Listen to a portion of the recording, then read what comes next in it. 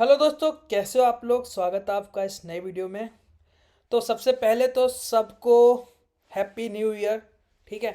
और ये जो वीडियो है ये 2022 में जो भी हमने अपने चैनल पे लर्निंग करी उन सब का एक तरीके से ओवरव्यू मान सकते हो, या फिर रिएक्ट नेटिव को हम 60 मिनट के अंदर देखेंगे। क्विक वीडियो है एक, जिसमें हम सारी चीज़ों को रिवाइज करेंगे कि कैसे हमने रिएक्ट नेटिव का सेटअप किया, क्या कंपोनेंट होते हैं वगैरह वगैरह, फंक्शनल क्लास कंपोनेंट है ना, प्रॉप्स वगैरह, छोटे छोटे सारे कॉन्सेप्ट हैं जो एक बेसिक रिएक्ट नेटिव डेवलपर को आने चाहिए फ्रॉम द स्टार्टिंग।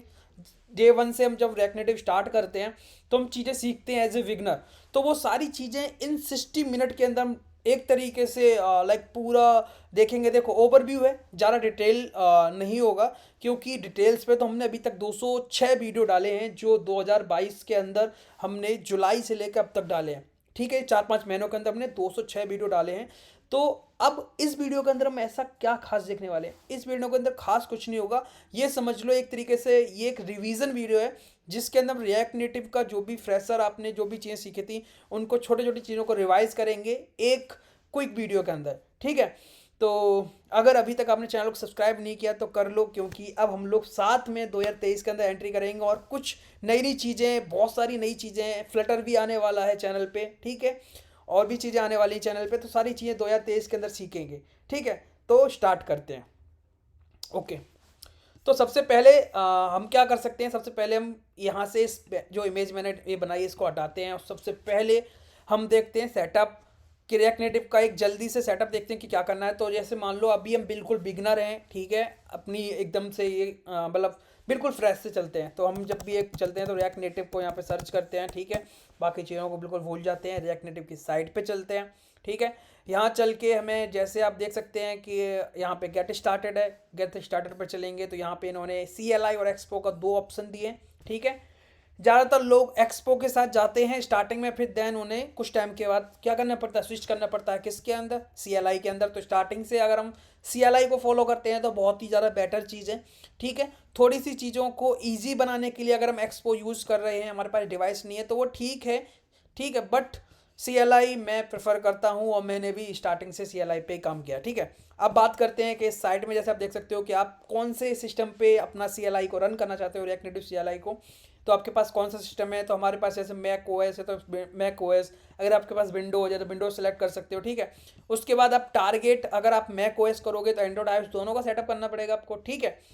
अगर आपके पास विंडोज़ है तो आपको सिर्फ एंड्रॉयड का सेटअप करोगे आप, तो यहाँ पे एंड्रॉयड चलेगा। अगर आप iOS का करोगे तो यहाँ पे देखो एक्सपो का मिलेगा आपको, क्योंकि विंडोज सेलेक्ट कर रखा है। अगर मैक OS करोगे तो आपको पूरा सेटअप का मिलेगा कि कैसे हम सेटअप कर सकते हैं। ठीक है। तो ज़्यादा डिटेल में नहीं बताऊंगा, क्योंकि ऑलरेडी आपने सेटअप तो कर ही रखा है, क्योंकि आप रिएक्ट नेटिव पे काम कर रहे हो। ठीक है। जो लोग नए हैं वो क्या कर सकते हैं, हमारे सेटअप वाला वीडियो रिएक्ट नेटिव की जो फुल सीरीज है हमने शेयर करी है वो जाके देख सकते हो। आपको यहाँ पे इस वीडियो के आई बटन में आपको वीडियो मिल जाएगा, जिसमें हमने रिएक्ट नेटिव की फुल सीरीज बिगिनर्स के लिए रखी है। ठीक है। तो वहाँ पे जाके आप सीख सकते हो आराम से एंड्रॉयड iOS दोनों का सेटअप। ठीक है। अब बात करते हैं कि सेटअप जैसे यहाँ से हो जाएगा, इन्होंने जो सारी चीज़ें बताई हैं यहाँ पे आप फॉलो करोगे। यहाँ से सेटअप होने के बाद आपको आप एंड्रॉयड और iOS को रन करने के लिए क्या चीज़ चाहिए होगा। अगर आप विंडोज़ यूज़ कर रहे हो, ठीक है, तो आपको एंड्रॉयड स्टूडियो डाउनलोड करना है और कोडिंग आप VS कोड पे करोगे। ठीक है। अगर आपके पास मैक OS है, आपके पास मैकबुक है, तो आप एंड्रॉयड का एंड्रॉयड स्टूडियो के अंदर रन कर सकते हो। ठीक है। और एक्स कोड आपको चाहिए होगा iOS के ऐप रन करने के लिए। ठीक है। तो आप एक्स कोड सिर्फ मैक OS पे चला सकते हैं, तो इसलिए हमें मैक OS लेना ज़रूरी है अगर हम एक्स कोड चलाना चाहते हैं तो। ठीक है।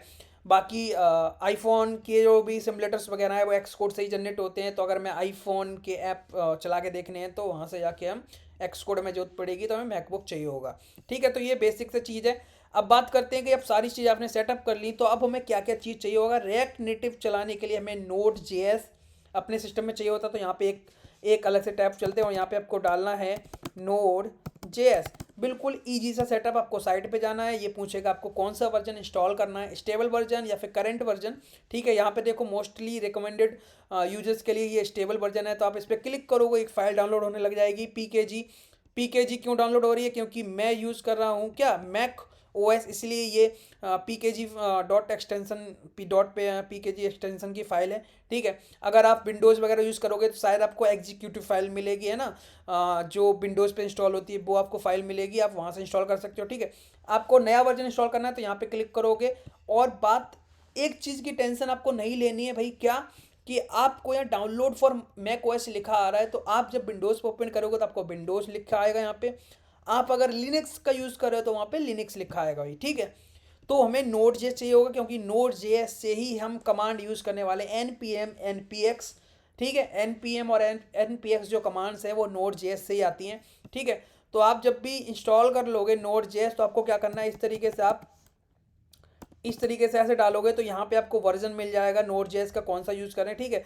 और जब नोड जेएस यूज़ कर लेते हैं, हम इंस्टॉल कर लेते हो, तो npm का भी वर्जन हम चेक करते हैं इस तरीके से, npm का वर्जन, ठीक है। ये npm क्या है, npm एक पैकेज इंस्टॉल मैनेजर, मतलब पैकेज मैनेजर है, जिसके हेल्प से हम सारे पैकेजेस को इंस्टॉल करते हैं रिएक्ट नेटिव के लिए, ठीक है। और भी अदर प्लेटफॉर्म्स हैं जो नोड जेएस पे चलते हैं, फ्रेमवर्क बहुत सारे हैं रिएक्ट नेटिव के अलावा, एंगुलर है, रिएक्ट है, तो ये सारी चीज़ें npm पे चलती हैं। तो वहाँ पे ये npm हेल्प करता है हमें सारी थर्ड पार्टी पैकेजेस को इंस्टॉल करने के लिए, ठीक है। तो एक तो हमें पहले क्या चाहिए, नोड जेएस चाहिए, रिएक्ट नेटिव का हमें सेटअप यहाँ से करना है, रिएक्ट नेटिव CLI को, ठीक है। इस तरीके से हम कर सकते हैं, देखो ये तो यहाँ पे कमांड दी हुई है रिएक्ट नेटिव CLI की, तो npm की हेल्प से ही, ये देखो npm की हेल्प से है, तो इसलिए मैंने यहाँ पे नोड जेएस बता दिया, ठीक है। तो ये होना चाहिए। दूसरी चीज़, अब बात करते हैं कि आपने रिएक्ट नेटिव का सेटअप कर लिया और नोड जेएस का सेटअप कर लिया, जब ये सारी चीज़ें हम कर लेते हैं तो हमें क्या चीज़ चाहिए होती है, क्योंकि हमें डिवाइस को रन करना होता है, डिवाइस पे रन करना होता है एप्लीकेशन, तो एप्लीकेशन बनाना भी जरूरी है।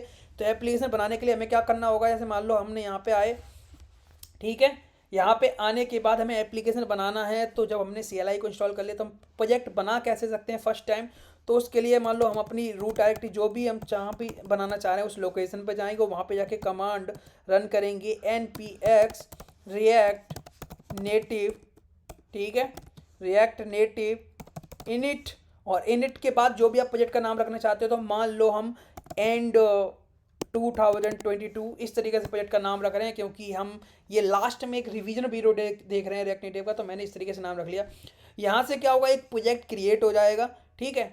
ये प्रोजेक्ट क्रिएट हो जाएगा, यहाँ से ये कमांड के बाद यहाँ से ये डाउनलोड कर रहा है क्या, टेम्पलेट्स वगैरह, कॉपी टेम्पलेट, बहुत सारी चीज़ें हैं जो इंटरनेट से डाउनलोड करके ये लोकल में रखेगा, जिससे ये हमारे प्रोजेक्ट में लोकली यूज कर सके। तो सारी चीज़ें ये, और कुछ स्टार्टिंग की एक किट लेके चलता है अपने साथ ये, जिससे प्रोजेक्ट को ये स्टार्टिंग में रन कर सके। तो बहुत सारी चीज़ें हैं जो सर्वर पे होती है, उसे ये डाउनलोड करता है लोकली। तो ये डाउनलोड करेगा, कुछ टाइम लेगा ये इंस्टॉल होने के लिए, 1 मिनट या 30 से 40 सेकंड लेता है ये पूरा एक प्रोजेक्ट को क्रिएट होने में लगता है। इट डिपेंड्स ऑन इंटरनेट, ठीक है, इंटरनेट पे भी डिपेंड करता है, हमारे सिस्टम की एफिशिएंसी पे डिपेंड करता है कि हमारा सिस्टम फास्ट है या स्लो है, तो ये इन चीज़ों पे डिपेंड करता है, ठीक है। यहाँ से तो हम प्रोजेक्ट रन कर सकते हैं। अगर आपका सेटअप सही नहीं है रिएक्ट नेटिव का, या फिर आपने npm जो हमारा नोड है वो सही से इंस्टॉल नहीं कर पाया, तो आप जब भी npx वगैरह इस तरीके से डालोगे भाई, तो क्या होगा, आपका प्रोजेक्ट इस कमांड को पहचानने से मना कर देगा ना, ये कमांड नॉट फाउंड समथिंग इस तरीके से आएगा, ठीक है। तो फिलहाल ये दिक्कत हमारे में नहीं आ रही, तो हमारा देखो प्रोजेक्ट अच्छे से क्या हो गया, क्रिएट हो गया भाई, है ना। प्रोजेक्ट हमारा यहाँ देखो एंड्रॉयड रन इंस्ट्रक्शंस है ना, ये हमारा एंड्रॉयड iOS का रन होगा। अब बात करते हैं हमें क्या करना, अगली चीज़ एंड्रॉयड का सेटअप करना है, iOS का सेटअप करना है। तो एंड्रॉयड का सेटअप कैसे करेंगे, यहाँ चलेंगे रिएक्ट नेटिव की साइट पे, और यहाँ देखो जब हमने यहाँ पे एंड्रॉयड चूज़ किया होगा, तो यहाँ देखो एंड्रॉयड सेटअप करने के लिए क्या क्या बोल रहा है ये, हमें जावा की जरूरत पड़ेगी, क्योंकि अगर आप एंड्रॉयड का एप्लीकेशन रन करना चाहते हो तो वहाँ पे जावा चाहिए ही। तो आपको जावा डेवलपमेंट किट JDK की जरूरत पड़ेगी, और आप नया JDK इंस्टॉल कर सकते हो। तो यहाँ पे देखो इन्होंने पूरा प्रोसीजर दिया है। अब क्या क्या चीज़ें चाहिए होंगी एंड्रॉयड का डेवलपमेंट एनवायरनमेंट के लिए, ठीक है, मतलब एंड्रॉयड रन करने के लिए इन्होंने बोला एंड्रॉयड का SDK चाहिए, ठीक है, SDK चाहिए, उसके बाद SDK प्लेटफॉर्म, ठीक, और ये वर्चुअल डिवाइसेस। तो ये 3 चीज़ें चाहिए, और ये कहाँ मिल जाती हैं हमें, एंड्रॉयड स्टूडियो के अंदर बिल्ट इन मिल जाएंगी, मतलब एंड्रॉयड स्टूडियो के अंदर ये सारी चीज़ें आ जाती हैं, तीनों चीज़ें, ठीक है। उसके बाद एंड्रॉयड स्टूडियो हमारा डाउनलोड हो जाएगा, वो सारी चीज़ें कर लोगे, फिर इसके बाद ये पाथ, अगर आप विंडोज़ यूज़ कर रहे हो तो आपको विंडोज़ में जाके जो एनवायरनमेंट वेरिएबल का सेटअप करने का तरीका होता है, ठीक है, वहाँ जाके आप इन पाथ्स को डाल सकते हो। अगर आप विंडोज़ में कर रहे हो तो उसका तरीका अलग है। अगर आप मैक ओएस के अंदर, क्योंकि मैंने मैक ओएस स्टार्टिंग में सेलेक्ट किया था यहाँ पे, है ना, तो ये देखो, तो विंडोज़ में करते हैं तो विंडोज़ का तरीका क्या है, अलग तरीके से हम यहाँ पे पास सेट करते हैं। ये देखो एनवायरनमेंट वेरिएबल के अंदर करते हैं, तो ये तरीका है हमारा विंडोज़ के अंदर पास सेट करने का, क्योंकि जब हम पास सेट करेंगे तभी हमारा ये जो सॉफ्टवेयर, ये हमारा जो हमारा सॉफ्टवेयर डेवलपमेंट किट है जो हमारी है ना एंड्रॉयड की, वो सारी चीज़ें तब काम करेंगी। तो यहाँ पे फुल तरीके से एकदम अच्छे से दिया हुआ है सब कुछ, कैसे क्या करना है। तो यहाँ से एंड्रॉयड इंस्टॉल कर लेंगे। अगर आपके पास मैकबुक है ऑलरेडी तो आप विंडोज़ में जाके आईओएस का सेटअप कर सकते हो, और आईओएस का सेटअप इन्होंने बताया हुआ है। देखो क्या क्या करना पड़ेगा, आपको एक्स को डाउनलोड करना पड़ेगा, ठीक है। एक्स को डाउनलोड करने के बाद आपको इंस्टॉल करना पड़ेगा, आईओएस सिम्युलेटर्स को बिल्ड करना पड़ेगा, और वहाँ जाके आप प्रोजेक्ट क्रिएट कर सकते हो, ठीक है भाई। अब हमने जो प्रोजेक्ट बनाया, ये प्रोजेक्ट बन गया, अब इसको रन कैसे करना है, तो उसके लिए हमें चाहिए क्या, प्रोजेक्ट का कोड करने के लिए हम प्रेफर करेंगे V S code. V S code क्या है, एक एडिटिंग सॉफ्टवेयर है या फिर एक डेवलपमेंट सॉफ्टवेयर, जहाँ से हम मोस्टली सारी लैंग्वेजेस की कोडिंग कर सकते हैं। और ये काफ़ी अच्छा है क्योंकि इसके अंदर एनवायरनमेंट ऐसा है, ये बहुत सारे एक्सटेंशंस देता है जिससे हम इजीली कोडिंग को लाइक पहचान सकते हैं, कहाँ पे एरर है कहाँ पे नहीं, ठीक है। टैग्स को पहचान लेता है, बहुत सारी चीज़ें हैं। तो ये एक आईडी ही है एक तरीके से, ठीक है। और सारे developer, mostly developers V S code use करते हैं, चाहे वो एच टी एम एल में कोड कर रहा हो, है ना, जावा स्क्रिप्ट के अंदर कोड कर रहा हो, बहुत सारी चीज़ों के लिए। तो हम चलते हैं वी एस कोड की साइट पे। यहाँ पे आप वी एस कोड डालोगे तो ये इस तरीके से साइट मिल जाएगी भाई। यहाँ जाके डाउनलोड का ऑप्शन है, अगर आपके पास विंडोज़ है तो यहाँ पे डाउनलोड विंडोज़ का इस तरीके से ऑप्शन आएगा। अगर आपके पास मैक ओएस वगैरह है तो यहाँ से भी आप सेलेक्ट कर सकते हो, अदरवाइज़ यहाँ पे भी लिख के आ जाएगा, ठीक है। यहाँ से आप इंस्टॉल करोगे तो यहाँ पे एक फ़ाइल डाउनलोड होने लग जाएगी। कौन सी, डीएमजी फाइल आईओएस के अंदर होगी। अगर आप विंडोज़ यूज़ कर रहे हो तो एग्जीक्यूटिव EXE फाइल जो होती है वो डाउनलोड होगी, और वहाँ से आप क्या करना है, आपको इंस्टॉल तो आप कर ही लेते हो। तो इंस्टॉल करने के बाद हम क्या करेंगे, वी एस कोड पे चलेंगे। वी एस कोड में अभी देखो ये बिल्कुल इस तरीके से ओपन होगा, जब कोई भी प्रोजेक्ट नहीं होगा तो आपको बिल्कुल खाली इस तरीके से मिलने वाला है। हम क्या करेंगे, जो हमने प्रोजेक्ट बनाया है उसको यहाँ पे ओपन करना है। तो मैं यहाँ पे ओपन फोल्डर में जाके हमने यहाँ पे N22 ये वाला प्रोजेक्ट क्रिएट करा, मैं इसको ओपन कर लूँगा। ये जो हमारा रिएक्ट नेटिव का प्रोजेक्ट है, ठीक है भाई। अब ये हमें एक स्टार्टिंग का स्ट्रक्चर मिलता है, इसको हम थोड़ा सा समझ लेते हैं कि क्या क्या है इसके अंदर, इंपॉर्टेंट क्या क्या है, बाकी चीज़ों पे किस पे ध्यान नहीं देना वो समझते हैं। सबसे पहले इस प्रोजेक्ट की सबसे जो इम्पोर्टेंट चीज़ जिसे हम हार्ट ऑफ प्रोजेक्ट बोल सकते हैं वो है क्या, पैकेज डॉट जेसन, ठीक है। अगर आप पैकेज डॉट जेसन को डिलीट कर देते हो तो ये प्रोजेक्ट एकदम से डेड है, इसका कोई मतलब नहीं, क्योंकि प्रोजेक्ट के अंदर जो भी कॉन्फ़िगरेशंस हैं, जो भी डिपेंडेंसीज है जो हमने डाल ली, जिनको हम यूज़ कर रहे हैं कहीं ना कहीं, वो सारी डिपेंडेंसीज यहाँ देखो, रिएक्ट नेटिव भी डिपेंडेंसी की तरह एक थर्ड पार्टी है, तो वो यहाँ पे आया हुआ है। तो वो यहाँ से अगर हम हटा देंगे तो रिएक्ट नेटिव को यूज़ कर पाएंगे नहीं ना। तो ये हार्ट ऑफ प्रोजेक्ट है, ये होना ज़रूरी है। और इसी से, ये क्या है, ये एक हर्ट ऑप है, तो भाई इसी से मिलता जुलता एक चीज़ और है, और वो क्या है, हमारा नोड मॉड्यूल्स। इसके अंदर जो भी पैकेजेस, जो भी हमने थर्ड पार्टी चीज़ें यूज़ कर रहे हैं एज ए पैकेज, वो सारे पैकेजेस इसके अंदर पड़े हुए हैं। जो भी आप नई पैकेज डिपेंडेंसी डालोगे, इंस्टॉल करोगे, वो नोड मॉड्यूल में जाके ऐड हो जाएगी। जैसे कि हम एग्जांपल लेते हैं, रिएक्ट नेटिव यहाँ पे हमने डाल रखा है एज ए डिपेंडेंसी, ठीक है। तो यहाँ पे देखो इस लिस्ट में हमें रिएक्ट नेटिव मिल जाएगा, ठीक है। यहाँ पे हमें ये रिएक्ट नेटिव भी मिल जाएगा। अगर आप उस फाइल को डाउनलोड डिलीट कर दोगे तो प्रोजेक्ट रन नहीं होगा। तो यहाँ पे देखो, और ये देखो रिएक्ट नेटिव, ठीक है। तो रिएक्ट नेटिव का वर्जन वगैरह सारी चीज़ें आपको मिल जाएंगी। वो कहाँ मिलेंगी, देखो इसके अंदर भी एक पैकेज डॉट जेसन होगा जिसके अंदर हम रिएक्ट नेटिव का वर्जन वगैरह चेक कर सकते हैं। ये देखो ये वर्जन यहाँ है, और ये हमने जो हमारा मेन पैकेज डॉट जेसन है उसके अंदर भी हमारा सेम वर्जन है रिएक्ट नेटिव का, ठीक है भाई। तो ये होना बहुत ज़रूरी है। यहाँ जब भी हम प्रोजेक्ट को रन करने के लिए जो भी कमांड यूज़ करते हैं वो कमांड को हम यहाँ डाल सकते हैं। ये हमारी प्री डिफाइंड कमांड्स हैं, हम खुद का भी कस्टम कमांड बना सकते हैं। जैसे मान लो मुझे रन करना है रन ऐप, इस तरीके से मैंने कमांड बना दी और उसको मैं इस तरीके से डिफाइन कर सकता हूँ, ठीक है। और वो कैसे डिफाइन करूँगा, मान लो मैंने यही वाला डाल दिया भाई, ठीक है। और यहाँ पे मुझे इस तरीके लगाना। अब मैंने रन ऐप करके एक क्या बना ली, ये तो मेरी कौन सी कस्टम कमांड होगी, बाकी प्री डिफाइंड कमांड है। अब मुझे अगर एंड्रॉयड वाला पार्ट, ये वाली कमांड अगर रन करनी है ना एंड्रॉयड, तो मैं ये रन ऐप यूज़ कर सकता हूँ। अब बात करते हैं प्रोजेक्ट को रन कैसे करना है। आप क्या कर सकते हो भाई, VS कोड का सेटअप कर सकते हो पूरा, जहाँ से आप यहाँ पे टर्मिनल ओपन करके और यहाँ पे जाके रिएक्ट क्या कहते हैं, npx react native run Android, इस तरीके से रन कर सकते हो। देखो रन एंड्रॉयड, क्यों रन एंड्रॉयड, ठीक है, इस तरीके से। तो ये कमांड हम यूज़ कर सकते हैं, ठीक है, या फिर अरे धोखे से डिलीट हो गया, ठीक है, रन एंड्रॉयड, ये पूरी कमांड है रिएक्ट नेटिव रन एंड्रॉयड। अब इसकी यहाँ पे हम डायरेक्टली क्या यूज़ कर सकते हैं, जो ये ऐसे लिखा हुआ है, तो इसको क्या करेंगे, देखो npm रन एंड्रॉयड, इस तरीके से यूज कर सकते हैं भाई, ठीक है। एक तरीका तो ये हो गया क्योंकि हमने एंड्रॉयड यूज़ करा। अब मानते मैं इसको पहले कर देता हूँ कैंसिल। जो हमने खुद की कमांड बनाई, ये जिसे हम कस्टम कमांड बोल सकते हैं, इसके बारे में आपको लोग आप जरूर अगर आपने सुना होगा, अगर बिल्कुल फ्रेशर हो तो आपको जानना जरूरी है कि ये तो प्री डिफाइंड कमांड्स हैं जो पहले से बनी हुई हैं, ये हमने खुद से बनाई रन ऐप, ठीक है। तो यहाँ पे रन ऐप की यहाँ पे हम इसे रन एंड्रॉयड इस तरीके से कर सकते हैं, और मैंने सेव कर दिया। अब मैं क्या करूँगा, यहाँ पे npm रन क्या रन एंड्रॉयड ऐप, ठीक है, तब भी ये सेम काम होगा जो इससे हो रहा था, ठीक है भाई। तो ये तो हमारा क्या हो गया, तरीका रन करने का हो गया। अगर हमें iOS रन करना है तो ये वाली यूज़ करनी है।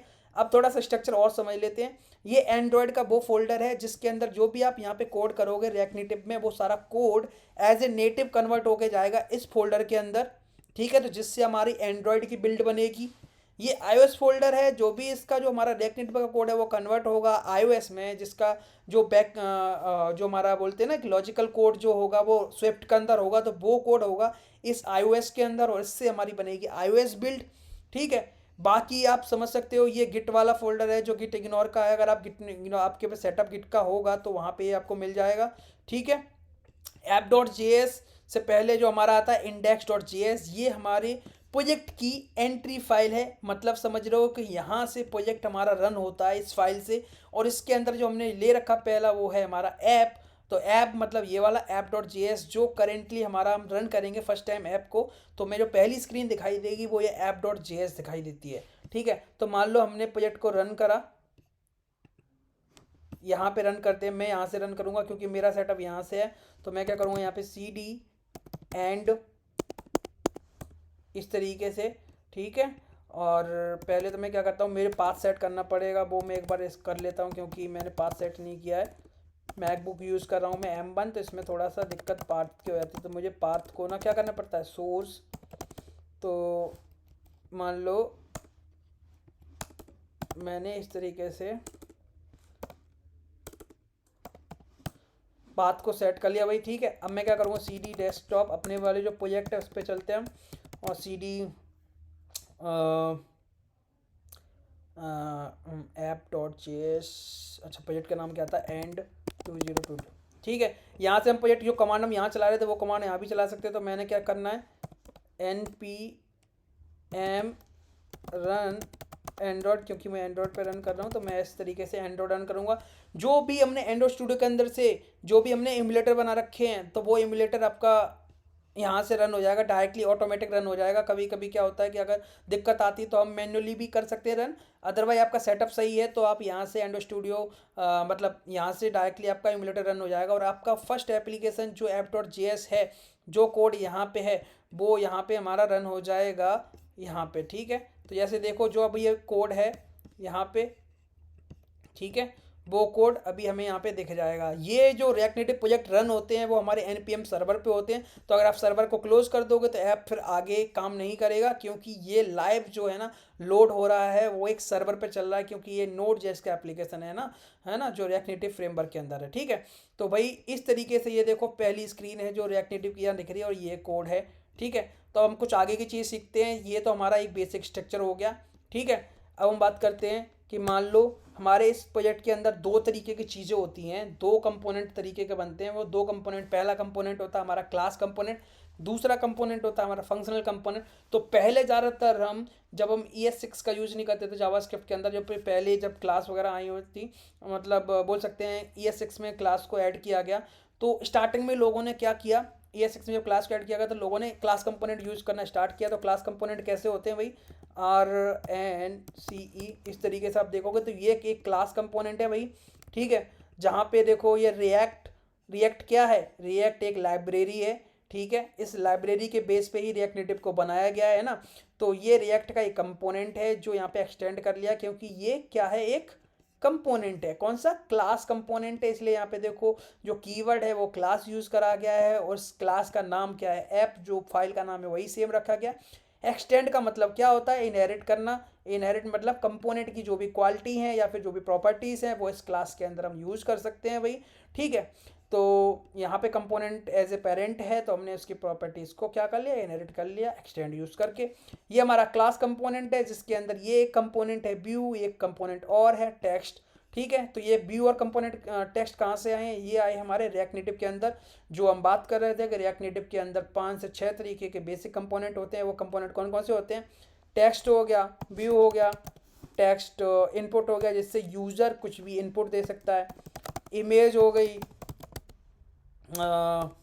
Touchable opacity as a button हो गया, है ना, स्क्रॉल व्यू हो गया, ठीक, और स्क्रॉल व्यू हो गया, टेक्स्ट इनपुट हो गया, बहुत सारे हो गए, ठीक है, मॉडल हो गया। तो ये बेसिक कंपोनेंट हैं। और एक और हो जाता है हमारा फ्लैट लिस्ट हो गया। जब भी हमें डेटा की लिस्टिंग करानी तो हमें फ्लैट लिस्ट यूज़ करना पड़ेगा। जब भी हमें डायलॉग बॉक्स बनाना है तो मॉडल की हेल्प से बना सकते हैं। जब भी हमें कंटेंट हमारी स्क्रीन से बाहर जा रहा है और वर्टिकली हमें स्क्रॉल कराना है तो हमें स्क्रॉल व्यू यूज़ कर सकते हैं। जब भी हमें कोई भी टचेबल व्यू बनाना है जिस पर हम क्लिक करें तो कुछ एक्शन आए तो वो टचेबल ऑपेसिटी होगी, ठीक है। जब भी हमें कोई भी इमेज वगैरह दिखानी है तो इस इमेज के अंदर दिखा सकते हैं। कोई भी इनपुट यूजर से लेना, जैसे कि हमें फॉर्म बना रहे हैं उसके अंदर हमें नेम, ईमेल, पासवर्ड वगैरह लेना है तो वो टेक्स्ट इनपुट यूज़ कर सकते हैं। कोई भी हमें कंटेनर बना रहा है जिसके अंदर हमें मल्टीपल छोटे छोटे कंपोनेंट्स लेने हैं, जैसे टेक्स्ट, इमेज, बटन, बहुत सारी चीज़ें लेनी है तो उसके लिए हमें व्यू यूज़ करना पड़ेगा, और टेक्स्ट दिखाने के लिए हमें टेक्स्ट यूज़ करना पड़ेगा। तो ये बेसिक कंपोनेंट हो गए हमारे। और ये जो हमारा एक टोटल कंपोनेंट है जिसके अंदर हम मल्टीपल छोटे छोटे कंपोनेंट लेते हैं, इसे हम क्लास कंपोनेंट वही बोलते हैं। ये हमारा क्लास कंपोनेंट है क्योंकि इसके अंदर हमने keyword as a class use करा है, ठीक है। तो ये क्लास कंपोनेंट हो गया। अब बात करते हैं दूसरा कंपोनेंट जिसे हम बोलते हैं फंक्शनल कंपोनेंट। तो वो फंक्शनल कंपोनेंट कैसे होता है, एक नॉर्मल सा फंक्शन होता है जो रिटर्न करता है एक यूआई, ठीक है। अगर इस यूआई को रिटर्न को हटा दें तो एक नॉर्मल सा क्या है, ये नॉर्मल सा फंक्शन है जिसके अंदर हम कोई भी लॉजिक लिख सकते हैं, ठीक है। बट अगर ये हम इसकी बात करें कि ये एक रिटर्न यूआई करेगा तो ये क्या बनेगा, एक कंपोनेंट जो यूआई रिटर्न कर रहा है, एक फंक्शन जो यूआई को रिटर्न करता है उसे हम क्या बोलते हैं, फंक्शनल कंपोनेंट, ठीक है। सेम चीज़ बाकी टेक्स्ट वगैरह सब कुछ है, बस इसमें हमें एक्सटेंड वगैरह कुछ यूज़ नहीं करते हैं क्योंकि इसमें क्लास वाले कोई भी प्रॉपर्टी नहीं होती है, इनहेरिटेंस वगैरह कुछ नहीं होता है क्योंकि यहाँ क्लास ऐसी कोई बात ही नहीं। ये तो जस्ट एक नॉर्मल सा फंक्शन है जो यूआई रिटर्न करता है, ठीक है भाई। ये एक नॉर्मल फंक्शन है। अब बात करते हैं कि और क्या चीज़ें होती हैं, ठीक है। देखो क्लास कंपोनेंट के अंदर हमारी लाइफ साइकिल मेथड्स होते हैं। लाइफ साइकिल मेथड्स के अंदर component did mount, component did update, component will mount, component like will unmount, ये तरीके के लाइफ साइकिल मेथड होते हैं। और लाइफ साइकिल मेथड का मतलब क्या होता है, लाइफ साइकिल मेथड का मतलब ये है कि कोई भी एक कंपोनेंट कब बन रहा है। जैसे हमारी ह्यूमन की एक लाइफ साइकिल होती है कि जब भी एक लाइक ह्यूमन लाइक बॉर्न से लेके डेथ तक, है ना, जिसमें हमारा बचपन होता है, फिर हमारी जवानी आती है, फिर हम लाइक बूढ़े होते हैं, फिर हमारी डेथ हो जाती है। सेम तरीका हमारा पेड़ पौधों में भी होता है कि पहले लाइक पौधा उगता है, फिर बड़ा होता है, फिर थोड़ा सा एज हो जाती है उसकी, फिर धीरे धीरे सूखने लग जाता है और ख़त्म हो जाता है। सेम तरीके का कंपोनेंट के साथ भी होता है। कंपोनेंट पहले बॉर्न होता है, लोड होता है ना, मतलब वॉर्न हो गया, फिर कुछ टाइम तक रन करेगा और उसमें लास्ट में जाके ख़त्म हो जाएगा। तो वही इन सारे बोलते हैं स्टेप्स को बोलते हैं ना, एक शो करने के लिए या फिर इम्प्लीमेंट करने के लिए जो मेथड्स होते हैं उन्हें बोलते हैं लाइफ साइकिल मेथड्स। और वो किसके अंदर होते हैं, वो होते हैं हमारे क्लास कंपोनेंट के अंदर जो हमने अभी यहाँ पे बनाया था। इसके अंदर ही लाइफ साइकिल मेथड्स होते हैं। ये जो लाइफ साइकिल मेथड्स हैं भाई, ये हमारे इसके अंदर नहीं पाए जाते हैं फंक्शनल कंपोनेंट में। बट अगर मैं सेम तरीके के लॉजिक्स जो हम लाइफ साइकिल मेथड्स के अंदर लगाते हैं, लाइफ साइकिल मेथड्स का यूज़ करके लगाते हैं, अगर वो इसके अंदर लगाना हो तो उन्हें हम बोलते हैं क्या, हुक्स। और वो हुक्स क्या होते हैं, वो हुक्स आते हैं भैया यहाँ से, रिएक्ट के अंदर से, ठीक है। यहाँ से जैसे मान लो यूज स्टेट, तो जो हम वहाँ पे स्टेट यूज़ करते थे वो यहाँ पे यूज़ कर सकते हैं, ठीक है। जो वहाँ पे हम कंपोनेंट डिमाउंट यूज़ करते हैं क्लास के अंदर, वो यहाँ यूज़ कर सकते हैं यूज इफेक्ट का यूज़ करके। तो सेम तरीके की चीज़ें हम कर सकते हैं दोनों के अंदर, बस तरीके बदल जाते हैं और उनके टर्म्स बदल जाते हैं, ठीक है। तो क्लास कंपोनेंट हो गया, फंक्शनल कंपोनेंट है। अब बात करते हैं कस्टम कंपोनेंट। अब कस्टम कंपोनेंट क्या होता है? ये सारे कंपोनेंट जिनका यूज़ करके हम एक यूआई बना रहे हैं, एक स्क्रीन बना रहे हैं, इसको हमने क्या बोल दिया? एक कंपोनेंट। बट अगर इन्हीं सब चीज़ों के लिए मान लो जो यहाँ पे हमने एक कंपोनेंट लिए हैं, मान लो हमने एक बटन लिया है पहले से, जिसे हम यहाँ पे मान सकते हैं एक टचेबल ओपेसिटी है। ये टचेबल ओपेसिटी किस काम में आती है भाई? ये टचेबल ओपेसिटी काम आती है हमारे एक बटन बनाने के, है ना, टचेबल व्यू बनाने के। अब इस टचेबल व्यू हमने बनाया जिसको हम डायरेक्टली भी ले सकते हैं, ठीक है। यहाँ पे हम डायरेक्टली इस तरीके से हम डायरेक्टली भी ले सकते हैं। और ये क्या होगा, ये हमने यहाँ पे डायरेक्टली ले लिया, ठीक है, तो एक बटन बन जाता है, ठीक। और अरे तो एक बटन बन जाता है, ठीक है। इस तरीके से आप देखेंगे यहाँ पे ठीक है, एक दो बटन बन गया यहाँ पे। अब इस बटन को यार हमें कस्टम बटन बनाना हो जिसके अंदर टेक्स्ट हम कुछ भी डाल सकें, डायनेमिक रहे, साइज को डायनेमिक रखें, कलर कितने भी चेंज कर सकें और उसको एक जगह लिखें पर 50 जगह यूज कर सकें, तो उसको बोलते हैं कस्टम कंपोनेंट। उस कस्टम कंपोनेंट क्या है? एक custom component multiple react native components को यूज करके डायनेमिकली यूज करके बनाया, डायनेमिकली यूज करने के लिए बनाया जाता है, जिसे हम कस्टम कंपोनेंट बोल सकते हैं। दूसरी चीज क्या है? डायनेमिक का मतलब यहाँ पे क्या है? रीयूजेबल, हम कहीं पे भी यूज कर लें अपनी रिक्वायरमेंट के हिसाब से, हम उसका टेस्ट, कलर, साइज वगैरह सारी चीजें चेंज कर सकें अपनी रिक्वायरमेंट के हिसाब से।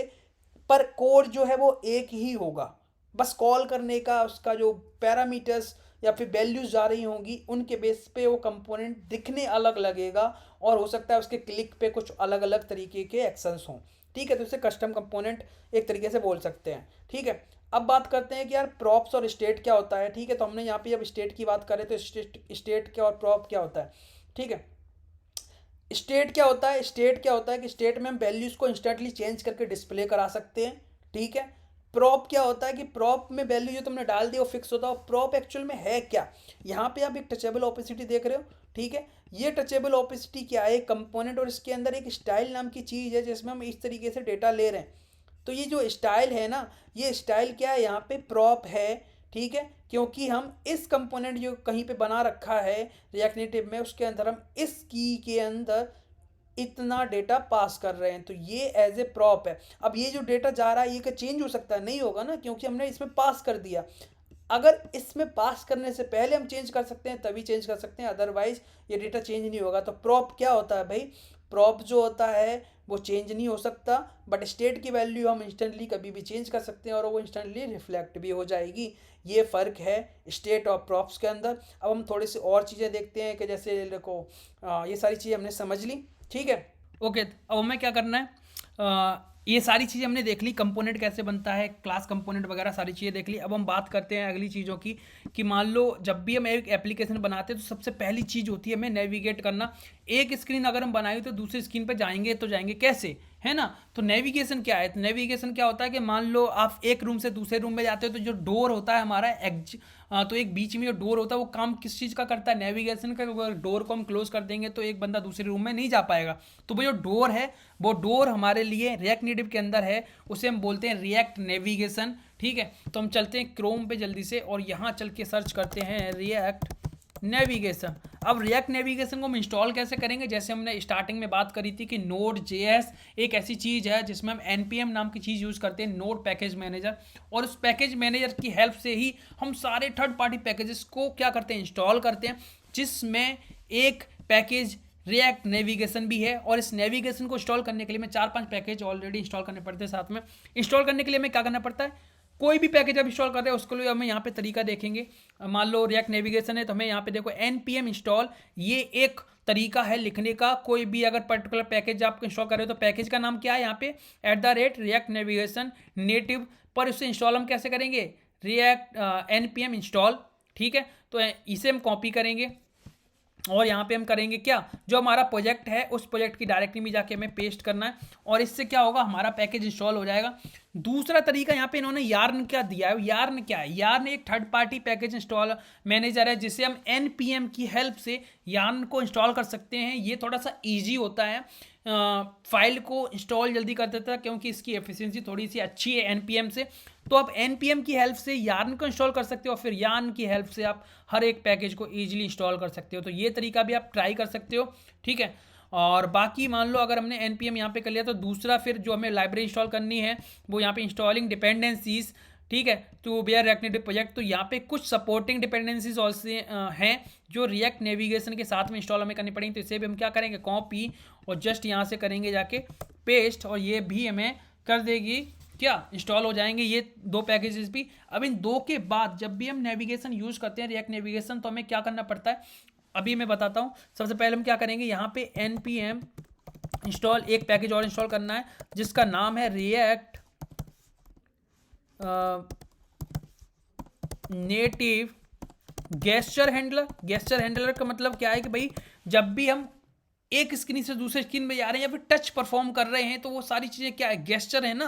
तो गेस्चर मतलब क्या, मोबाइल के अंदर स्क्रीन पे आप टच करोगे तो वो हमारा गेस्चर है। तो गेस्चर को हैंडल करने के लिए ये रिएक्ट नेटिव गेस्चर हैंडलर हमारे ऐप के अंदर होना जरूरी है। तो ये पैकेज हमने इंस्टॉल कर लिया क्योंकि हम एक स्क्रीन से दूसरे स्क्रीन पर जाना सीखेंगे, तो ऑफकोर्स ये पैकेज हमें चाहिए। अब जब बात करते हैं कि मल्टीपल स्क्रीन, मान लो आपने लॉग इन स्क्रीन बना लिया, आपने साइन अप बना लिया, आपने होम पेज बना लिया, आपने बहुत सारी स्क्रीन बना ली और हम नेविगेशन का यूज करेंगे, तो हम क्या करते हैं उन सारी स्क्रीन्स को एक कंटेनर के अंदर डालते हैं और वो कंटेनर क्या होता है, स्टैक कंटेनर। और स्टैक कंटेनर को इंस्टॉल करने यूज करने के लिए हमें एक पैकेज की जरूरत पड़ती है और उस पैकेज को बोलते हैं हम रिएक्ट नेविगेशन स्टैक। और स्टैक का मतलब आपको पता ही होगा, स्टैक मतलब क्या होता है, एक कलेक्शन होता है, ठीक है। तो यहाँ पे command I think react navigation, okay, मैंने तो यहाँ पे npm के बाद इंस्टॉल नहीं लगाया है, तो यहाँ पे इंस्टॉल रिएक्ट नेव, ठीक है। तो ये बहुत सारी स्क्रीन को एक बॉक्स के अंदर डालेंगे ना, तो उस बॉक्स को हम बोलते हैं स्टैक। तो यहाँ पे स्टैक को भी हमने इंस्टॉल कर लिया। अब हम क्या कर सकते हैं, अपना जो हमने ऐप बनाया है उसको रन कर सकते हैं। तो npm रन एंड्रॉयड, ठीक है, इस तरीके से हमने ऐप को रन कर लिया। अब थोड़ा सा हम स्ट्रक्चर समझेंगे चल के ऐप का जल्दी से।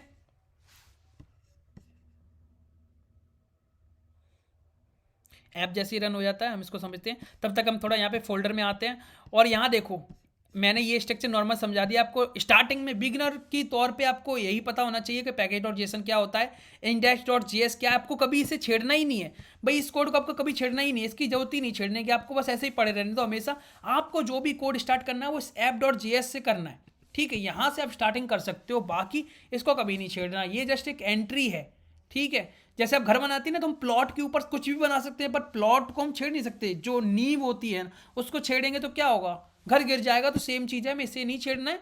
देखो छेड़ने को छेड़ सकते हैं, इसमें कुछ टिपिकल चीज़ नहीं है, बट हमें छेड़ना नहीं है एज ए बिगनर, ठीक है। app.js के अंदर हम कुछ भी कोड्स कर सकते हैं। और आई थिंक देखो ऐप रन हो गया, ऐप रन हो गया, ठीक है। तो यहाँ पे देखो ये एक तरीके से ऐप आ गया है। अब हम चलते हैं कोड पे। रिएक्ट नेविगेशन का यूज क्या करते हैं, सबसे पहले हमें क्या करना है, प्रोजेक्ट के अंदर एक फोल्डर बना होता है जिसे हम SRC के नाम से जान सकते हैं।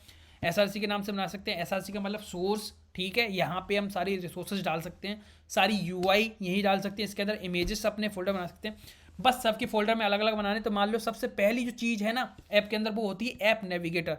नेविगेटर मतलब हमारे घर के अंदर सबसे मेन चीज़ क्या होती है, हमारा मेन गेट घर का। तो ये मेन गेट है हमारा नेविगेटर, जिसके अंदर हम सारे रूम के अलग अलग गेट्स हैं, तो वो एंट्री पॉइंट होना जरूरी है ना। तो ये एंट्री पॉइंट कलेक्शन का जो नाम देंगे उसे बोलते हैं ऐप नेविगेटर, ठीक है भाई। ऐप नेविगेटर डॉट JS, इसके अंदर क्या कर सकते हैं, मल्टीपल स्क्रीन दे सकते हैं, ठीक है। तो ये आप सोच रहे हो कि यार मैं RNFE लिख के पूरा एकदम से कोड कैसे आ जाता है, मेरा फंक्शनल कंपोनेंट कैसे बन जाता है पर्टिकुलर। इसके लिए आपको क्या करना है ये भी बता देता हूँ चलते चलते। यहाँ पे देखो ये आप VS कोड यूज़ कर रहे हो तो लेफ्ट में ये 4 बॉक्सेस दिख रहे हैं, ये एक्सटेंशन का है। यहाँ पे सर्च बॉक्स मिलेगा और यहाँ पे जाकर आपको सर्च करना है क्या, रिएक्ट नेटिव स्निप, ठीक है। ये देखो इसे आपको इंस्टॉल करना है भाई। इससे क्या होगा ना, आप यहाँ पे जैसे देखो ये टाइप कर रहा है ना भाई, देखो इस तरीके से बहुत सारी चीज़ें यहाँ पे देखो रिएक्ट नेटिव का है और भी स्निपेट है। ये देखो ये वाला, ये भी आप करोगे ना तो यहाँ पे देखो क्या क्या चीज़ें करने से हमें क्या क्या चीज़ें मिल सकती हैं। तो बहुत सारी चीज़ें हैं। तो यहाँ पे आप अब मैं इस वीडियो में तो नहीं बता पाऊँगा, बहुत सारे हम 5 से 6 एक्सटेंशंस यूज़ करते हैं जो हमारा VS कोड के अंदर हेल्प करता है, कोडिंग के अंदर बहुत सारी। ठीक है, तो यहाँ पे क्या करना, हमें ऐप नेविगेटर बनाना है। ऐप नेविगेटर बनाने के लिए हमें जो मैंने बताया था, एक बॉक्स होता है और उसके अंदर हम मल्टीपल चीज़ें रख सकते हैं। तो इस बॉक्स को नाम हम क्या देते हैं, स्टैक। ठीक है, और स्टैक को हम क्रिएट कहाँ से करते हैं, स्टैक नेविगेटर जो हमने लास्ट में बताया था कि मैंने एक लाइब्रेरी बताई थी नेविगेशन स्टैक, जो मैंने आपके सामने इंस्टॉल किया था, उसका यूज़ करना है। उसके अंदर क्या एक प्रॉपर्टी होती है नेविगेशन कंटेनर। ये सारी जो चीज़ें हैं ये सारी एक बॉक्स में डाली जाएंगी, तो इस बॉक्स को बोलते हैं हम कंटेनर। कंटेनर आप नाम से भी समझ रहे हो कंटेनर का मतलब क्या है। इसके अंदर जितने भी आप, ये क्या है, देखो ये हो गया हमारा प्लॉट, बेसिक भाषा में समझाते हैं। अगर आप मकान की बात समझते हो, ये हमारा प्लॉट हो गया, कंटेनर मतलब प्लॉट। इसके अंदर ये हमारा एंट्री गेट हो गया भाई, और इसके अंदर मल्टीपल क्या हो सकते हैं, रूम्स हो सकते हैं इस तरीके से। तो यहाँ पे हम स्टैक डॉट स्क्रीन के नाम से हम क्या कर सकते हैं, कोई भी एक पर्टिकुलर स्क्रीन को डाल सकते हैं। ये यहाँ पे एज अ स्क्रीन है, ये एक स्क्रीन है भाई। ठीक है, इसके अंदर क्या डालना होगा, स्क्रीन का नाम जो भी आप रखना चाहते हो, उस जो स्क्रीन आपने यहाँ फोल्डर में बनाई है, मैं मान लो एक फोल्डर और बनाऊंगा, स्क्रीन्स नाम का एक फोल्डर बनाया, इसके अंदर मैं मल्टीपल स्क्रीन्स दे सकता हूँ। तो पहली स्क्रीन मान लो मैंने स्प्लैश डॉट JS डाल रखी, मतलब हर एक ऐप के अंदर एक पहली स्क्रीन आती है जिसे हम स्प्लैश बोलते हैं।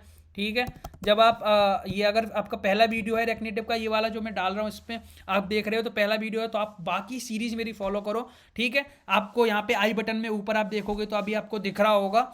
ठीक है, वहाँ पे क्या होगा, आप उस पर जाओगे तो आपको समझ में आ जाएगा स्प्लैश स्क्रीन वगैरह क्या होती है। ठीक है, तो वहाँ पे आके आप डिटेल में व्यू आप समझ सकते हो। तो ये मैंने स्प्लैश स्क्रीन दे दी, इसे मैं सेव करूँगा। तो यहाँ पे मैं स्प्लैश जो मैंने उस फाइल का नाम रखा वो फाइल का नाम दे दो, और यहाँ पे आप टाइप करोगे तो यहाँ पे देखो इस तरीके से आ जाएगी। जो एक पाथ है उस पाथ पे जो फाइल पड़ी हुई है स्प्लैश नाम की, वो मैंने यहाँ कॉल कर ली भाई। ठीक है, ऐसे ही मल्टीपल हम दे सकते हैं, मल्टीपल स्क्रीन, बस उसका नाम चेंज हो जाएगा। मान लो मैंने एक और बनाऊँगा होम स्क्रीन, और यहाँ पे होम कॉल कर रहा हूँ पर अभी कोई भी होम नाम की स्क्रीन नहीं है, तो मैं क्या कर सकता हूँ, यहाँ पे स्क्रीन्स के अंदर एक होम नाम की स्क्रीन दे सकता हूँ। ठीक है, home.js, और इसको यहाँ पे इस तरीके से मैं कर सकता हूँ भाई रन, और इसको सेव कर लिया मैंने। और यहाँ पे उस होम का मैंने ऑलरेडी नाम तो होम दे रखा है, बट यहाँ पे हमें कॉल करना पड़ेगा ये होम वाली फाइल कहाँ पड़ी है, तो वो इस स्क्रीन्स के अंदर होम नाम का इस तरीके से फाइल पड़ी हुई है। अब हम क्या कर सकते हैं, दो स्क्रीन हमने यूज़ कर ली, ये बॉक्स हमने पूरा नेविगेशन का बना लिया है, तो इसे हमें कहाँ डालना होगा, हमारे app.js के अंदर, क्योंकि वो एंट्री फाइल है हमारे प्रोजेक्ट की। तो ये सारा कोड यहाँ से हटा दो और कॉल कर लो जो हमारी ऐप नेविगेटर जो हमने फाइल बनाई उससे। ठीक है, अब हम ऐप नेविगेटर बना लेंगे, तो ऐप नेविगेटर के अंदर जो भी हमारी स्क्रीन पड़ी हुई पहले दिख जाएंगी। ठीक है, कैसे दिखेंगी भाई, यहाँ चलते हैं, ऐप नेविगेटर को सेव करो और इस स्क्रीन को हटा दो एक्चुअली में। ठीक है, और यहाँ पे देखो ऐप नेविगेटर की जो भी स्क्रीन है स्प्लैश के अंदर जो भी कोड पड़ा हुआ है, ये टेस्ट स्प्लैश देख रहे हो, तो ये यहाँ पे आ गया। ठीक है भाई, इस तरीके से आ गया। अब हमें एक स्क्रीन से दूसरी स्क्रीन पे जाना, तो क्या करेंगे, मैं स्प्लैश के अंदर एक यहाँ पे पहले मैं स्टाइल दे लेता हूँ थोड़ा सा समझाने के लिए। आप यहाँ तो देखो आपको पूरी डिज़ाइन तो समझ में आएगी नहीं इस वीडियो के अंदर। ठीक है, बट मैं एक जस्ट ओवरव्यू दूंगा आपको। सेंटर अलाइन आइटम सेंटर, मैं क्या करूँगा, यहाँ पे एक बटन बनाता हूँ।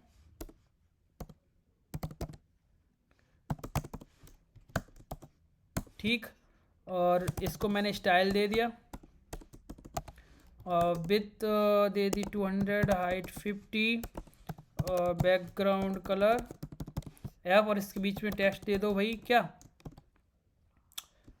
क्लिक या फिर गो टू नेक्स्ट स्क्रीन।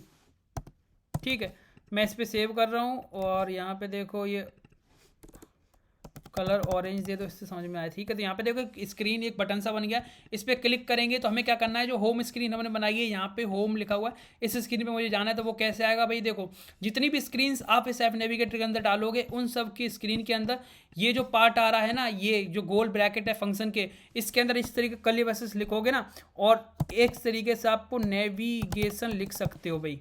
ठीक है, क्योंकि ये जो है इस तरीके से हम यूज़ कर रहे हैं ना, ये प्रॉप में से वैल्यू निकालना होता है। जो मैंने आपको बताया था, ये देखो स्टाइल है ना, तो स्टाइल के अंदर अगर आप व्यू कहीं पे बना हुआ ना, तो उसमें इसी तरीके से ये फ्लैक्स वन जस्टिफाई इसी तरीके से निकाल रहा हूँ सेम तरीके से। तो यहाँ पे नेविगेशन निकाल सकते हैं, ठीक है। और नेविगेशन का यूज हम जो भी बटन क्लिक कर रहे हैं ना, तो उस क्लिक पे हम ऐसे ऑन प्रेस लगाया मैंने यहाँ पे। अब देखो डिटेल में तो आपको जब भी समझ में आएगा जब बाकी आप मेरी ट्यूटोरियल देखोगे, उसके अंदर आपको बिल्कुल डिटेल में समझाया है मैंने नेविगेशन और इसका जो मेथड होता है नेविगेट, ठीक है। और जो भी हमने यहाँ पे स्क्रीन का नाम लिए हैं, जैसे मैंने बताया था नेम के अंदर ये वाले नाम जो हैं, ये नाम हम यहाँ पे डाल सकते हैं। तो यहाँ पे मान लो मैंने स्प्लैश के अंदर मुझे जाना होम के, तो मैंने होम डाल दिया और होम नाम का मैंने वहाँ पे डाल रखा है ऑलरेडी, है ना, यहाँ डाल रखा है। तो अब ये काम करेगा। तो यहाँ पे देखो मैं क्लिक करूँगा तो ये यहाँ पे होम पे आ गया भाई, ठीक है। और यहाँ पे देखो होम पे आ गया। तो ये दो अलग अलग स्क्रीन है, तो इसमें हमने नेविगेशन का यूज़ कर लिया। तो नेविगेशन समझ में आ जाता है हमें, ठीक है। अब हम क्या करते हैं, देखो नेविगेशन हो गया, हमने ये भी देख लिया भाई, ठीक है। और हमने ये सारी चीज़ें देख ली, ठीक। अब हमें कुछ चीज़ें और रह गई हैं। देखो हमने डेटा यार सारी चीज़ें बात कर ली, यूआई कैसे बनाने, कंपोनेंट कैसे बनाने हैं, हमें फायरबेस का कनेक्शन कहाँ से होगा, सारी चीज़ें हमने देख ली। अब हम बात करते हैं कि डेटाबेस जब बात करें तो हमें एपीआई की बात आई याद, मैं भूल रहा था। तो एपीआई का कनेक्शन कैसे करते हैं, तो एपीआई लगाने का तरीका होते हैं दो, ठीक है। पहला तरीका होता है आप इनबिल्ट फंक्शन यूज़ कर लो जो रिएक्ट नेटिव के अंदर या जावास्क्रिप्ट के अंदर है, जिसे हम फैच बोलते हैं। फैच का यूज़ कर सकते हो। यहाँ पे देखो fetch API call in React native, इस तरीके से सर्च करो, आपको कहीं एक पूरा मिल जाएगा नेटवर्किंग का, ठीक है, रिएक्ट नेटिव डेव। यहाँ पे देखो, तो यहाँ देखो फैच तरीका है, फैच का इन्होंने एपीआई लगाने का तरीका दिया हुआ है, ठीक है। यहाँ देखो फैच के अंदर एक क्या क्या पास करते हैं, देखो एक तो पहले दो चीज़ें लेता है, ये दो चीज़ें भाई लेता है, ठीक है। पहली चीज़ क्या लेता है, यूआरएल, जो भी आप ऐप की एपीआई का यूआरएल है।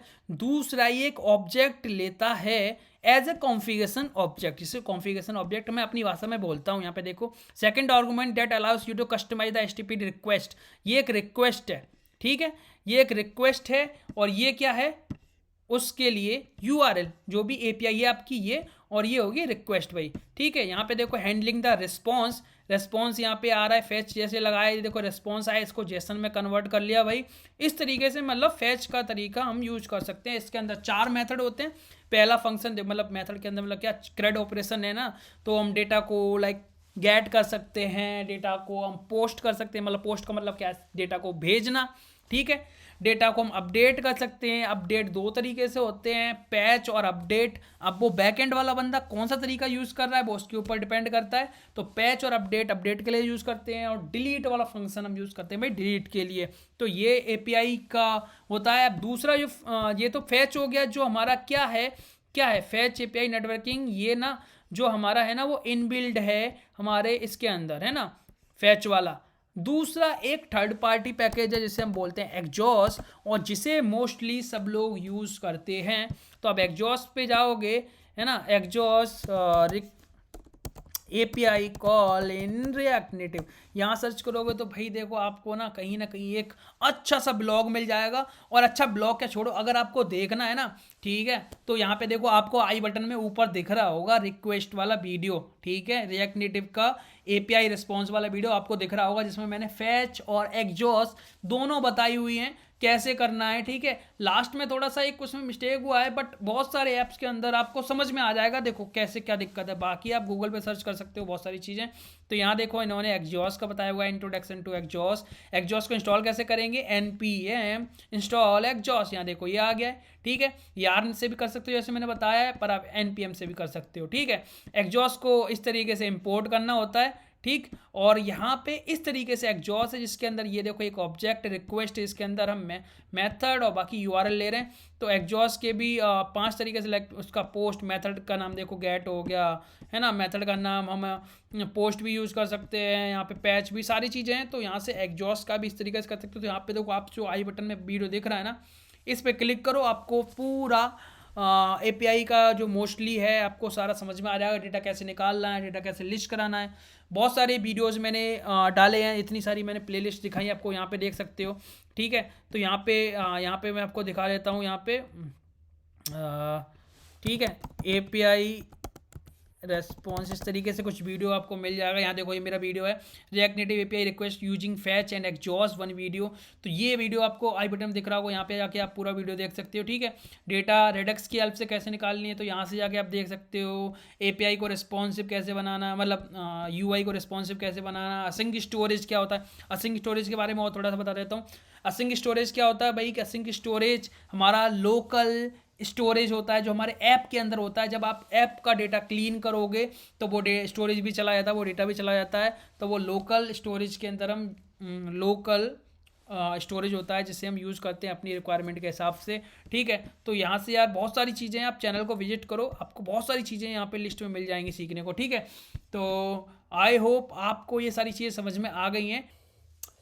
अब हमारे लिए एक और इम्पोर्टेंट टॉपिक जो मैंने नाम लिया था रेडक्स, तो हम उसके बारे में थोड़ा सा ओवरव्यू ले लेते हैं।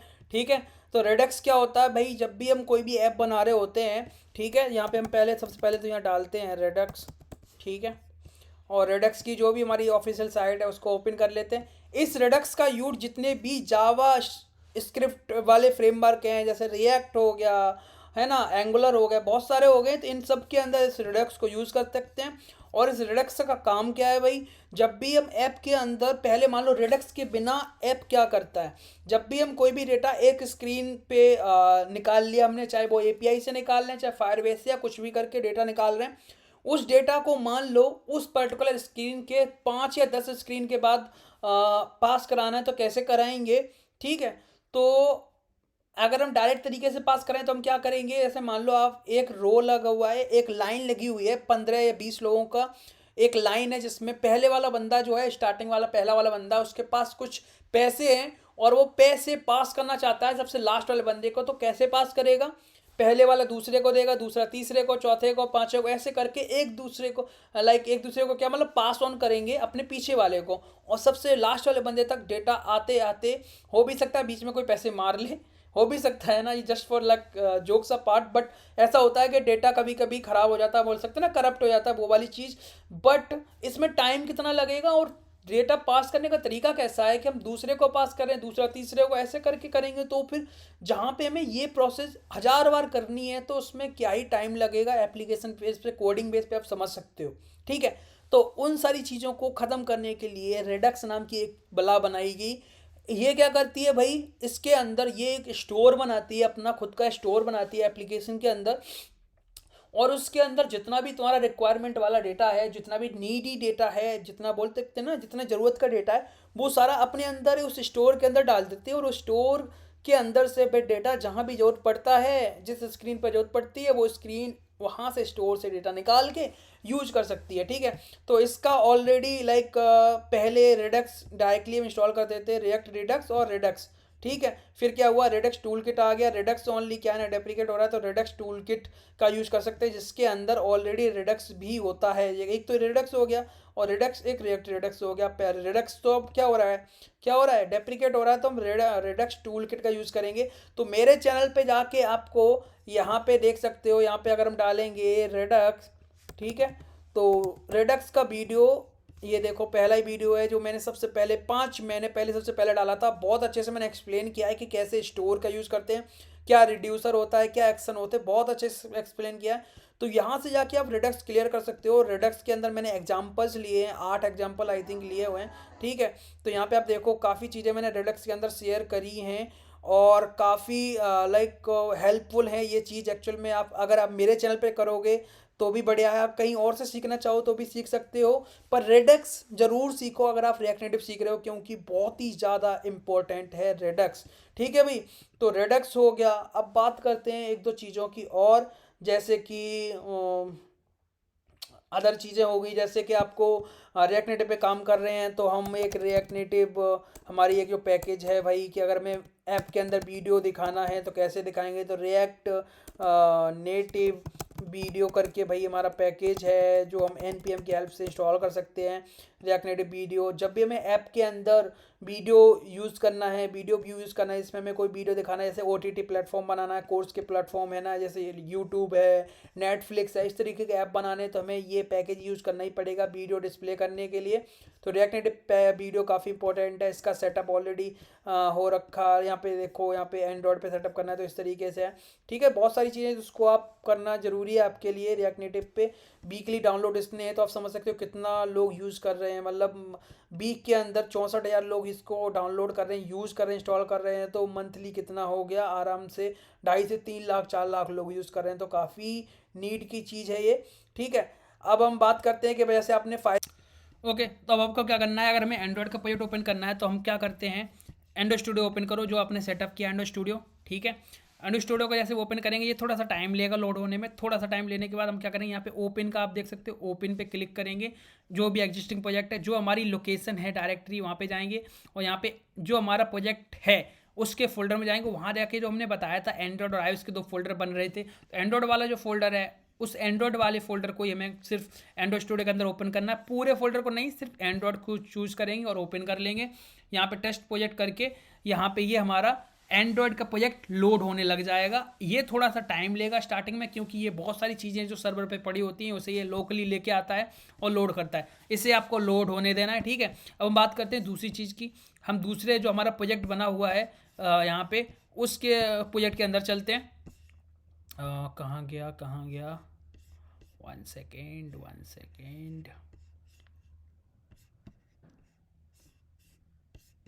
ये रहा, ठीक है। इसके अंदर जाके हम iOS के फोल्डर खोलेंगे और iOS के फोल्डर में जाके आपको एक फाइल मिलेगी, प्रोजेक्ट का नाम जो भी है ना, वो प्रोजेक्ट का नाम .xc वर्क स्पेस, मतलब एक्स कोड वर्क स्पेस। आपको इस पर क्या करना है, डबल क्लिक करना है, ठीक है।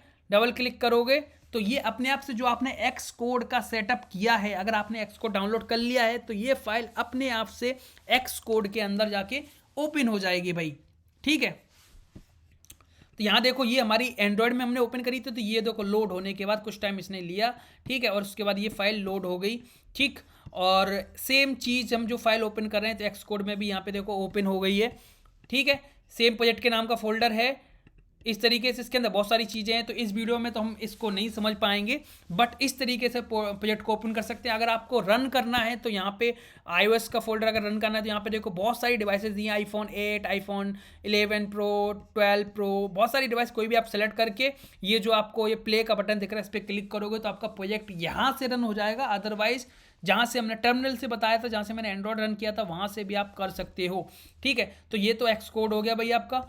अगर आप बात करें एंड्रॉयड स्टूडियो की, तो यहाँ से भी आप सेम चीज़ कर सकते हो, जो भी आपकी एंड्रॉयड की डिवाइसेस आपने बना रखी है एमुलेटर, वो यहाँ से सेलेक्ट कर सकते हो। अदरवाइज अपना मोबाइल को USB डिवाइस से कनेक्ट करके डेवलपर मोड पे जाके वहाँ से सारा सेटिंग करके आप यहाँ से रन करोगे तो यहाँ से रन कर सकते हैं प्रोजेक्ट को, ठीक है। यहाँ कुछ एंड्रॉयड की सेटिंग है जिनके अंदर गेटल फाइल्स वगैरह हैं, तो इनको तो आपको डिटेल में समझना होगा पूरे वीडियो के अंदर, फिलहाल इस वीडियो के अंदर तो नहीं। तो यहाँ से एंड्रॉयड को भी हम डायरेक्टली सब कुछ कनेक्ट करने के बाद यहाँ पे क्लिक करके रन ऐप पे जाएंगे, यहाँ पे क्लिक करेंगे तो प्रोजेक्ट यहाँ से भी रन कर सकते हैं। अदरवाइज यहाँ से जो हम रन कर रहे हैं टर्मिनल का यूज़ करके, यहाँ से भी करते हैं, ठीक है। तो बेसिकली हम डेली बेसिस पे यहीं से करते हैं, वहाँ नहीं जाते हैं, ठीक है। तो ये तो हमारा हो गया एंड्रॉयड iOS के प्रोजेक्ट को ओपन कैसे करना है। अब बात करते हैं कि एंड्रॉयड iOS को ओपन कैसे करना है। सबसे ज़्यादा बेसिक चीज़ है जो रिएक्ट नेटिव के अंदर में सीखनी रहती है, जिसका सबसे ज़्यादा नीड रहता है, सबसे ज़्यादा डिमांड रहती है, वो रहती है कि कैसे हम फायरबेस को कनेक्ट कर सकते हैं। क्योंकि फायरबेस जो है हमारा एक डेटाबेस है, जब तक हमें APIs नहीं मिलती और हमें छोटे मोटे प्रोजेक्ट्स बनाने हैं खुद के यूज़ के लिए, तो हम फायरबेस का यूज़ करते हैं। फायरबेस क्या है, एक डेटाबेस की कंपनी है जो गूगल की है। फायरबेस एक वेबसाइट है जो हमें अपने ऐप के लिए डेटाबेस प्रोवाइड करती है, चाहे हम रिएक्ट नेटिव पे काम कर रहे हैं, चाहे फ्लटर पे काम कर रहे हो, चाहे हम अदर कोई भी एप्लीकेशन पे काम कर रहे हैं। अगर हमें वेबसाइट पे काम कर रहे हैं, हमें डेटाबेस बनाना है, जो अपने लिए एक स्ट्रक्चर बनाना है ना डेटाबेस का, तो हम फायरबेस का यूज़ करते हैं। फायरबेस का सेटअप करने के लिए आपको क्या करना पड़ता है भाई, सीधा से जाओ अपनी साइट पे, ठीक है, जिससे आप लॉगिन करना चाहते हो, तो आपको जाना है गूगल पे, वहाँ जाके आपको टाइप करना है फायरबेस, ठीक है, firebase.google.com, क्योंकि ये गूगल का है। यहाँ पे आपको कुछ इस तरीके से इंटरफेस मिलेगा फर्स्ट टाइम जब आप ओपन करोगे, ठीक है। फर्स्ट टाइम ओपन करोगे तो आपको इस तरीके से इंटरफेस मिलेगा। अगर आपने लॉगिन नहीं कर रहा होगा तो इस आपसे लॉगिन करने को बोलेगा, मेरा लॉगिन ऑल आउट है, ऑलरेडी है, तो यहाँ पे इस तरीके से दिखा रहा है। ठीक है, यहाँ पे आप जाके गो टू कंसोल करोगे तो आपका जब भी आप फर्स्ट टाइम करोगे तो आपको ये कोई भी इस तरीके से मेरे ऐप के नाम लिखे हुए ये कोई भी ऐप प्रोजेक्ट नहीं मिलेंगे। यहाँ पे आपको ब्लैंक मिलेगा और यहाँ पे आपको लिखा होगा please create a first project. तो यहाँ से आप ऐड प्रोजेक्ट पे क्लिक करके यहाँ से आप प्रोजेक्ट को क्रिएट कर सकते हो। ठीक है, अपने हिसाब से इसका ऑलरेडी मैंने सेटअप का मतलब पूरा मास्टर फायरबेस की एक सीरीज बना रखी है, तो आपको आई बटन में आपको अभी दिख जाएगी, आप ऊपर देख सकते हो आई बटन में यूआरएल मिल जाएगी, तो आप वहाँ से जाके फायरबेस की सीरीज का आराम से पूरा वीडियो सारे वीडियोस देख सकते हो, फायरबेस सीख सकते हो। ठीक है, तो ये फायरबेस भी काफ़ी ज़्यादा इंपॉर्टेंट है हमारे लिए एज ए डेवलपर, चाहे आप रिएक्ट नेटिव में काम करो चाहे फ्लटर में, ये मैटर नहीं करता, फायरबेस हमारे लिए ज़रूरी है भाई। ठीक है, तो अभी आप सेटअप करोगे उसमें कुछ आपको इस तरीके से डेटा दिखने वाला है। तो मैं आपको एक एग्जिस्टिंग ऐप का जो हमारी करंट सीरीज चल रही थी रिएक्ट नेटिव फूड ऐप, उसका मैं आपको डेटा दिखाता हूँ। ठीक है, यहाँ पे जाके आपको आपके पास सेटअप करने के तरीके होते हैं, आप ऐप क्रिएट कर सकते हो और ये आप ऑप्शन देता है आपको जो ऐप है वो एंड्रॉइड का सेटअप करना है, iOS का सेटअप करना है या वेबसाइट यूनिटी फ्लटर कौन सी प्लेटफॉर्म पे आप काम कर रहे हो उसके साथ सेटअप कर सकते हो ईजिली। ठीक है, अगर हम बात करें डेटाबेस के, इसके अंदर बहुत सारे फीचर हैं फायरबेस के अंदर। ऑथेंटिकेशन जैसे मतलब लॉगिन वगैरह करना चाहते हो, साइन अप करना चाहते हो किसके बेस पे, यहाँ पे बहुत सारे ऑप्शन है ऑथेंटिकेशन के, जैसे email ID, password, OTP based, Google से, फेसबुक से, बहुत सारे तरीके हैं। डेटाबेस का स्ट्रक्चर इसके अंदर अगर हम कोई भी ऐसे मान लो ऐप बना रहे हैं तो उसके अंदर डेटा स्ट्रक्चर बनता ही है। तो यहाँ पे देखो हमने फायरबेस का जो फूड ऐप बनाया था उसके अंदर हमने यूजर्स, ऑर्डर्स वगैरह सारी चीज़ें डाल रखी थी। तो यहाँ पे इस तरीके से फायरबेस का व्यू मिलता है। यहाँ पे देखो लोगों ने हमारा कोड यूज़ किया है तो उसके अंदर लोगों ने अपने आइटम्स वगैरह डाले हैं। ठीक है, तो बात करते हैं, ये तो हो गया। अब हम क्या कर सकते कि यार एंड्रॉयड हो गया, iOS हो गया, ये सारी चीज़ें हो गई। अब हम थोड़ी सी चीज़ें और बात कर लेते हैं। यहाँ पे जैसे हमने रिएक्ट नेटिव का प्रोजेक्ट यहाँ पे ओपन कर रखा है, तो हम इस तरीके से ये हमारा सोर्स फोल्डर है, इसके अंदर स्क्रीन्स, यहाँ पे अगर आपको इमेजेस लगानी है तो आप क्या करोगे, इमेजेस डाली इस फोल्डर में, तो इमेजेस नाम का एक फ़ोल्डर बना सकते हो। और यहाँ पे देखो एक इमेजेस का फोल्डर बनाया, तुमने इमेजेस लिख के आ गए। ये कैसे आया, यहाँ पे एक्सटेंशन में जाके आइकन्स करके, ठीक है, VS कोड आइकन्स करके, आई थिंक यहाँ देखो VS कोड आइकन्स करके एक एक्सटेंशन है, जिससे क्या होता है जो भी आप फाइल फोल्डर यूज़ करते हो उसके हिसाब से हमें सारे आइकन्स मिल जाते हैं। तो काफ़ी इजी हो जाता है हमें फोल्डर्स पहचानने में कि किस चीज़ के अंदर कौन सी फाइल्स हैं भाई। ठीक है, तो आई होप आपको समझ में आ गया होगा ये सारी चीज़ें। ठीक है, ये एक तरीके से ओवरव्यू था रिएक्ट नेटिव के बारे में। बाकी आप मेरे पूरे चैनल को चेक कर सकते हो, जहाँ पे जाके मैं आपको एक ओवरव्यू दिखा देता हूँ। ठीक है, मान लो हम चलते हैं यहाँ मैं चलता हूँ। ठीक है, और इसके अंदर चल लेते हैं और यहाँ चल के यूट्यूब पे जाओगे आप, यूट्यूब पे जाओ, यूट्यूब पे जाके आपको सर्च करना है इंजीनियर कोड वाला। ठीक है, और यहाँ जाके आप सर्च करोगे तो आपको पहला चैनल मेरा वो मिल जाएगा, इंजीनियर कोड वाला। ठीक है, अगर आपने अभी तक चैनल को सब्सक्राइब नहीं किया हो तो यहाँ जाके आप सब्सक्राइब भी कर सकते हो। सब्सक्राइब करोगे तो हम जब ओपन करेंगे यहाँ पे तो आप मेरे सबसे पहली चीज़ आपको जाना है प्लेलिस्ट में। प्लेलिस्ट में जाके आप देखोगे तो आपको काफ़ी सारे ऐप्स बनाए हुए यहाँ पे दिखेंगे। देखो मैंने यहाँ पे डॉक्टर का ऐप बनाया हुआ है, हमने जोमेटो का क्लोन बनाया, हमने मेक माई ट्रिप बनाई है, हमने हुक्स के बारे में समझा है, हमने यहाँ पे देखो रेडक्स जो सबसे सबसे टॉप का टॉपिक है जो इंटरव्यू में पूछा ही जाता है। कोई भी कंपनी आपको जॉब देगी सबसे पहले पूछेगी रेडक्स पे काम किया है या नहीं, उसको मैंने सबसे पहले यहाँ पे बहुत अच्छे से क्लियर किया है। इसके अंदर 8 वीडियोस हैं और काफ़ी अच्छा रिस्पॉन्स आया है, लोगों को समझ में आई ये चीज़ें। जैसे आप देख सकते हो यहाँ पे देखो 7K व्यूज़ हो गए 5 मंथ के अंदर। ठीक है, तो यहाँ जाके आप सारी चीज़ें देखो, यहाँ पे हमने नेटफ्लिक्स का क्लोन बनाया हुआ है ना, इंटरव्यू सीरीज़, यूडमी का क्लोन बनाया हुआ है, यहाँ पे हमने ई कॉमर्स ऐप बनाया हुआ है, और देखो बहुत सारी चीज़ें हमने यहाँ पे देखो फूड ऐप बनाया हुआ है ना। तो यहाँ से बाकी आप वीडियोस पे जाके हमारे सारे वीडियोस आप देख सकते हो, इतने सारे वीडियोस हमने डाले हुए हैं रिएक्ट नेटिव के ऊपर। तो आई होप आपको सारी चीज़ें समझ में आ जाएंगी अगर आप स्टेप बाय स्टेप चीज़ें सीखोगे। तो यहाँ पे देखो इतने सारे रिएक्ट नेटिव के हमने वीडियोस 5 महीने के अंदर डाले हुए हैं, 200+ वीडियोज़ हैं। तो आप यहाँ जाके रिएक्ट नेटिव अच्छे से सीख सकते हो मेरे चैनल पे। अगर आपको कोई भी दिक्कत आती है तो कमेंट में बताना, क्योंकि ज़्यादातर लोग कमेंट में बताते हैं और मैं उनकी जो भी उनकी डिमांड होती है या फिर बोल सकते हैं जो भी उनकी नीड होती है तो पॉसिबल हो पाता है तो मैं उनके वो वाले वीडियोज़ यहाँ पे पोस्ट करता हूँ। ठीक है, तो काफ़ी है इस वीडियो के अंदर। तो एक बार फिर से सबको हैप्पी न्यू ईयर, और साथ में मिलके थैंक यू सो मच कि आपने 5 महीने तक जो भी आपने सपोर्ट किया, उसके वजह से मैंने इस चैनल को जीरो से स्टार्ट करके यहाँ तक लेके आ पाया। मैंने सोचा नहीं था कभी कि हो पाएगा ये, ठीक है, बट आप लोगों ने बहुत अच्छे से सपोर्ट किया, तो उसके लिए सबको बहुत बहुत धन्यवाद। और 2023 के अंदर हम बहुत सारी चीज़ें सीखने वाले हैं, बहुत सारी चीज़ें प्लान कर रहे हैं हम, ठीक है। तो फिर से हैप्पी न्यू ईयर, और मिलते हैं 2023 के अंदर न्यू वीडियोस के साथ। तब तक के लिए बाय, गुड नाइट।